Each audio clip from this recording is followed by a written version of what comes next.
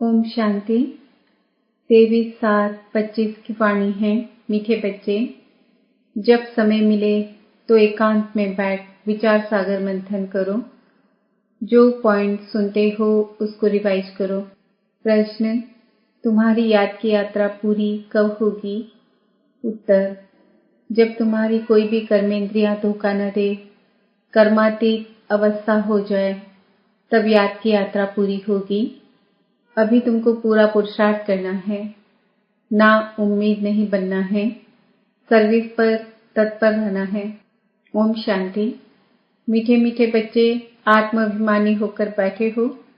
बच्चे समझते हैं आधा कल्प हम देह अभिमानी रहे हैं।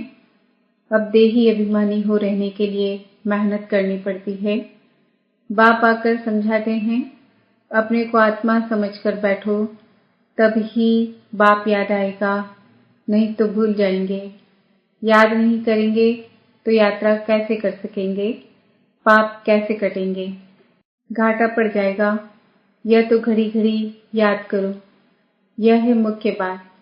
बाकी तो बाप अनेक प्रकार की युक्तियां बतलाते हैं। रॉन्ग क्या है, राइट क्या है, वह भी समझाया है। बाप तो ज्ञान का सागर है, भक्ति को भी जानते हैं। बच्चों को भक्ति में क्या क्या करना पड़ता है समझाते हैं। यह यज्ञ तप आदि करना, यह सब है भक्ति मार्ग। भल बाप की महिमा करते हैं, परंतु उल्टी। वास्तव में श्री कृष्ण की महिमा भी पूरी नहीं जानते।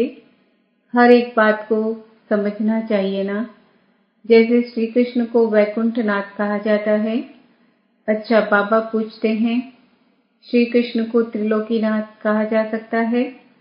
गाया जाता है ना त्रिलोकीनाथ। अब त्रिलोकी के नाथ अर्थात 3 लोक, मूल वतन, सूक्ष्म वतन, स्थूल वतन। तुम बच्चों को समझाया जाता है, तुम ब्रह्मांड के भी मालिक हो। श्री कृष्ण ऐसे समझते होंगे कि हम ब्रह्मांड के मालिक हैं। नहीं, वह तो वैकुंठ में थे। वैकुंठ कहा जाता है स्वर्ग, नई दुनिया को। तो वास्तव में त्रिलोकीनाथ कोई भी है नहीं। बाप राइट बात समझाते हैं। 3 लोग तो हैं। ब्रह्मांड का मालिक शिव बाबा भी है, तुम भी हो। सूक्ष्म वतन की तो बात ही नहीं। स्थूल वतन में भी वह मालिक नहीं है। न स्वर्ग का न नर्क का मालिक है। श्री कृष्ण है स्वर्ग का मालिक। नर्क का मालिक है रावण। इनको रावण राज्य, आसुरी राज्य कहा जाता है। मनुष्य कहते भी हैं, परंतु समझते नहीं हैं। तुम बच्चों को बाप बैठ समझाते हैं। रावण को 10 शीश देते हैं, 5 विकार स्त्री के, 5 विकार पुरुष के। अब 5 विकार तो सबके लिए हैं। सब है ही रावण राज्य में। अभी तुम श्रेष्ठाचारी बन रहे हो। बाप आकर श्रेष्ठाचारी दुनिया बनाते हैं। एकांत में बैठने से ऐसे ऐसे विचार सागर मंथन चलेगा। उस पढ़ाई के लिए भी स्टूडेंट एकांत में किताब ले जाकर पढ़ते हैं। तुमको किताब तो पढ़ने की दरकार नहीं। हाँ, तुम पॉइंट्स नोट करते हो। इसको फिर रिवाइज करना चाहिए। ये बड़ी गुह्य बातें हैं समझने की। बाप कहते हैं ना, आज तुमको गुह्य से गुह्य नई नई पॉइंट समझाता हूँ। पारसपुरी के मालिक तो लक्ष्मी नारायण हैं। ऐसे भी नहीं कहेंगे कि विष्णु हैं।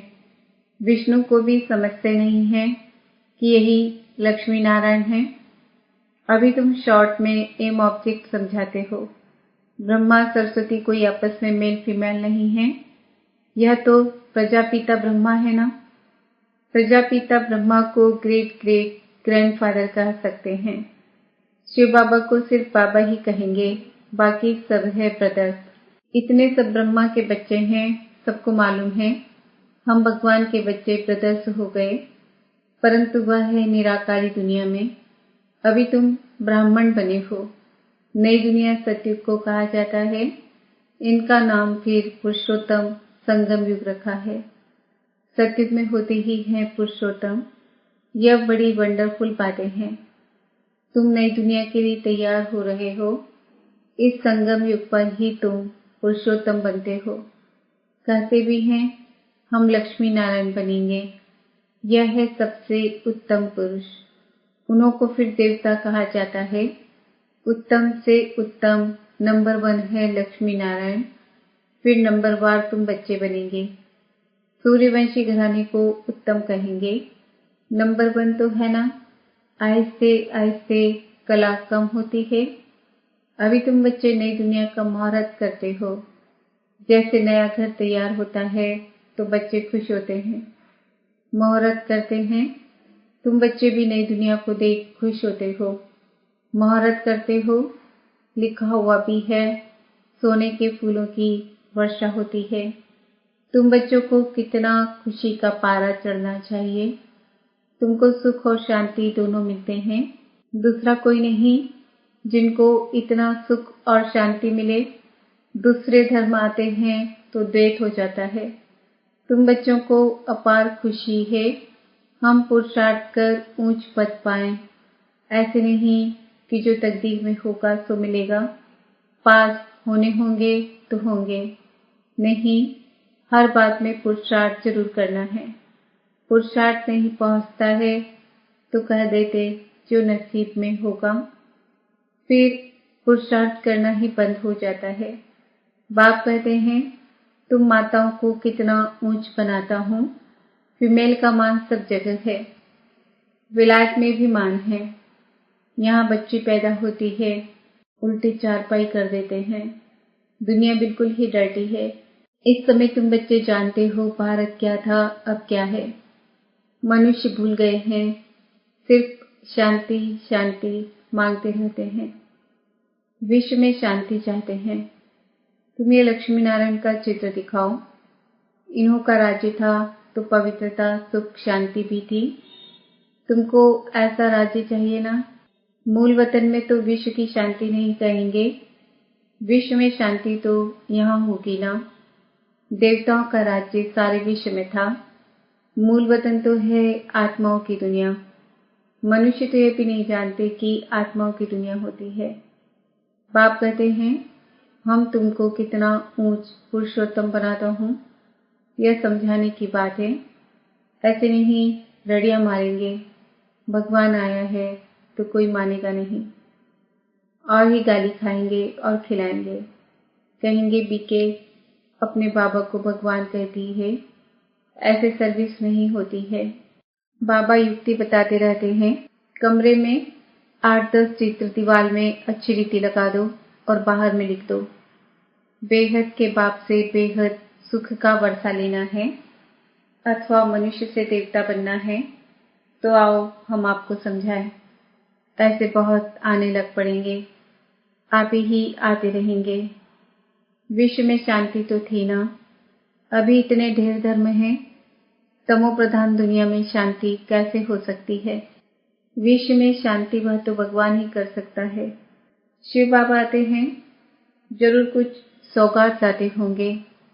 एक ही बाप है जो इतना दूर से आते हैं और ये बाबा एक ही बार आते हैं। इतना बड़ा बाबा 5000 वर्ष के बाद आते हैं। मुसाफिरी से लौटते हैं तो बच्चों के लिए सौगात ले आते हैं ना। स्त्री का पति भी बच्चों का बाप तो बनते हैं ना। फिर दादा परदादा तरदादा बनते हैं। इनको तुम बाबा कहते हो। फिर ग्रैंडफादर भी होगा, ग्रेट ग्रैंडफादर भी होगा। बिरादरियां है ना। एडम आदिदेव नाम है, परंतु मनुष्य समझते नहीं है। तुम बच्चों को बाप बैठ समझाते हैं। बाप द्वारा सृष्टि चक्र की हिस्ट्री ज्योग्राफी को तुम जानकर चक्रवर्ती राजा बन रहे हो। बाबा कितना प्यार और रुचि से पढ़ाते हैं, तो इतना पढ़ना चाहिए ना। सवेरे का टाइम तो सब फ्री होते हैं। सुबह का क्लास होता है, आधा पौना घंटा मुरली सुनकर फिर चले जाओ। याद तो कहाँ भी रहते कर सकते हो। इतवार का दिन तो छुट्टी है। सवेरे 2-3 घंटा बैठ जाओ, दिन की कमाई को मेकअप कर लो, पूरी झोली भर दो। टाइम तो मिलता है ना। माया के तूफान आने से याद नहीं कर सकते हैं। बाबा बिल्कुल सहज समझाते हैं। भक्ति मार्ग में कितने सत्संगों में जाते हैं, श्री कृष्ण के मंदिर में, फिर श्रीनाथ के मंदिर में, फिर और किसके मंदिर में जाएंगे। यात्रा में भी कितने व्यभिचारी बनते हैं, इतनी तकलीफ भी लेते फायदा कुछ नहीं। ड्रामा में यह भी नून है, फिर भी होगा। तुम्हारी आत्मा में पाठ भरा हुआ है। सत्युग त्रेता में जो पाठ कल्प पहले बजाया है वही बजाएंगे। मोटी बुद्धि अभी नहीं समझते हैं। जो महीन बुद्धि है वही अच्छी रीति समझकर समझा सकते हैं। उन्हें अंदर वासना आती है कि यह अनादि नाटक बना हुआ है। दुनिया में कोई नहीं समझते यह बेहद का नाटक है। इनको समझने में भी टाइम लगता है। हर एक बात डिटेल में समझाकर फिर कहा जाता है। मुख्य है याद की यात्रा। सेकंड में जीवन मुक्ति भी गाया हुआ है और फिर यह भी गायन है कि ज्ञान का सागर है। सारा सागर स्याही बनाओ, जंगल को कलम बनाओ, धरती को कागज बनाओ, तो भी अंत नहीं आ सकती। शुरू से लेकर तुम कितना लिखते आए हो, ढेर कागज हो जाए। तुमको कोई धक्का नहीं खाना है। मुख्य है ही अल्प, बाप को याद करना है। यहाँ भी तुम आते हो शिव बाबा के पास। शिव बाबा इनमें प्रवेश कर तुमको कितना प्यार से पढ़ाते हैं। कोई भी बड़ाई नहीं है। बाप कहते हैं मैं आता हूँ पुराने शरीर में। कैसे साधारण रीति शिव बाबा आकर पढ़ाते हैं, कोई अहंकार नहीं। बाप कहते हैं तुम मुझे कहते ही हो बाबा पतित दुनिया, पतित शरीर में आओ, आकर हमको शिक्षा दो। सत्युग में नहीं बुलाते हो कि आकर हीरे जवाहरातों के महल में बैठो, भोजन आदि पाओ। शिव बाबा भोजन पाते ही नहीं। आगे बुलाते थे कि आकर भोजन खाओ। 36 प्रकार का भोजन खिलाते थे। यह फिर भी होगा। यह भी चरित्र ही कहें। श्री कृष्ण के चरित्र क्या हैं? वह तो सत्युग का प्रिंस है। उनको पतित पावन नहीं कहा जाता। सत्युग में यह विश्व के मालिक कैसे बने, यह भी अभी तुम जानते हो। मनुष्य तो बिल्कुल घोर अंधियारे में है, अभी तुम घोर रोशनी में हो। बाप आकर रात को दिन बना देते हैं। आधा कल्प तुम राज्य करते हो तो कितनी खुशी होनी चाहिए। तुम्हारी याद की यात्रा पूरी तब होगी जब तुम्हारी कोई भी कर्मेंद्रियां धोखा न दे। कर्मातीत अवस्था हो जाए तब याद की यात्रा पूरी होगी। अभी पूरी नहीं हुई है। अभी तुमको पूरा पुरुषार्थ करना है। ना उम्मीद नहीं बनना है। सर्विस और सर्विस। बाप भी आकर बूढ़े तन से सर्विस कर रहे हैं ना। बाप करण करावनहार है। बच्चों के लिए कितना फिक्र रहता है। यह बनाना है, मकान बनाना है। जैसे लौकिक बाप को हद के ख्यालात रहते हैं, वैसे पारलौकिक बाप को बेहद का ख्याल रहता है। तुम बच्चों को ही सर्विस करनी है। दिन प्रतिदिन बहुत सहज होता जाता है। जितना विनाश के नजदीक आते जाएंगे उतना ताकत आती जाएगी। गाया हुआ भी है, भीष्म पितामह आदि को पिछाड़ी में तीर लगे। अभी तीर लग जाए तो बहुत हंगामा हो जाए, इतनी भीड़ हो जाए जो बात मत पूछो। कहते हैं ना, माता खुजलाने की फुर्सत नहीं, ऐसे कोई है नहीं, परंतु भीड़ हो जाती है तो फिर ऐसे कहा जाता है जब इन्हों को तीर लग जाए तो फिर तुम्हारा प्रभाव निकलेगा। सब बच्चों को बाप का परिचय मिलना तो है। तुम 3 पैर पृथ्वी में भी यह अविनाशी हॉस्पिटल और गॉडली यूनिवर्सिटी खोल सकते हो। पैसा नहीं है तो भी हर्जा नहीं है। चित्र तुमको मिल जाएंगे। सर्विस में मान अपमान, दुख सुख, ठंडी गर्मी सब सहन करनी है। किसको? हीरे जैसा बनाना कम बात है क्या? बाप कभी थकता है क्या? तुम क्यों थकते हो? अच्छा, मीठे मीठे सिकिलते बच्चों प्रति माता पिता बाप दादा का याद प्यार, गुड मॉर्निंग, नमस्ते, ओम शांति। वरदान सच्चे आत्मिक स्नेह की अनुभूति कराने वाले मास्टर स्नेह के सागर भव। जैसे सागर के किनारे जाते हैं तो शीतलता का अनुभव होता है, ऐसे आप बच्चे मास्टर स्नेह के सागर बनो। तो जो भी आत्मा आपके सामने आए वो अनुभव करें कि स्नेह के मास्टर सागर की लहरें स्नेह की अनुभूति करा रही है, क्योंकि आज की दुनिया सच्चे आत्मिक स्नेह की भूखी है। स्वार्थी स्नेह देख रेख उस स्नेह से दिल उपराम हो गई है।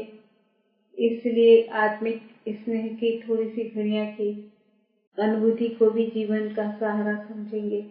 स्लोगन: ज्ञान धन से भरपूर रहो तो स्थूल धन की प्राप्ति स्वतः होती रहेगी। आज का सम्मान है। मैं आत्मा मास्टर स्नेह की सागर हूँ। ओम शांति। स्लोगन: ज्ञान धन से भरपूर रहो तो स्थूल धन की प्राप्ति स्वतः होती रहेगी। आज का सम्मान है। मैं आत्मा मास्टर स्नेह की सागर हूँ। आज के व्यक्ति सारे संकल्पों की शक्ति जमा कर श्रेष्ठ सेवा के निमित्त बनो।